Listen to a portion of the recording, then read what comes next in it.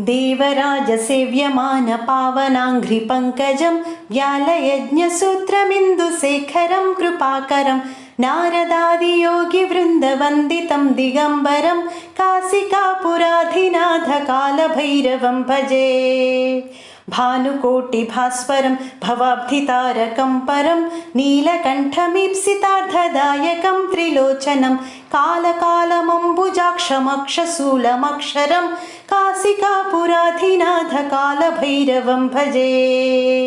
शूलटङ्कपाशदण्डपाणिमादिकारणं श्यामकायमादिदेवमक्षरं निरामयं भीमविक्रमं प्रभुं विचित्रताण्डवप्रियं काशिकापुराधिनाथकालभैरवं भजे।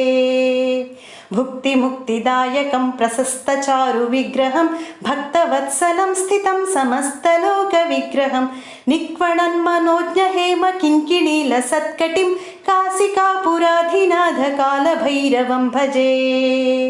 धर्मसेतुपालकं त्वधर्ममार्गनाशकं कर्मपाशमोचकं सुशर्मदायकं विभुं स्वर्णवर्णकेशपाशशोभिताङ्गनिर्मलं काशिकापुराधिनाथकालभैरवं भजे। रत्नपादुकाप्रभाभिरामपादयुग्मकं नित्यमद्वितीयमिष्टदैवतं निरञ्जनं मृत्युदर्पणासनं कराळद्रंष्टभूषणं काशिकापुराधिनाथकालभैरवं भजे।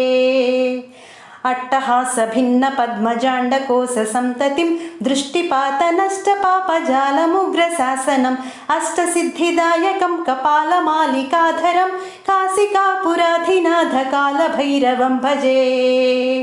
भूतसङ्घनायकं विशालकीर्तिदायकं काशीवासलोकपुण्यपापशोधकं विभुं नीतिमार्गकोविदं पुरातनं जगत्पतिं काशिकापुराधिनाथकालभैरवं भजे। कालभैरवाष्टकं पठन्ति ये मनोहरं ज्ञानमुक्तिसाधनं विचित्रपुण्यवर्धनं शोकमोहदैन्यलोभकोपतापनाशनं प्रयान्ति कालभैरवाङ्घ्रिसन्निधं नराध्रुवम् इति कालभैरवाष्टकं सम्पूर्णम्।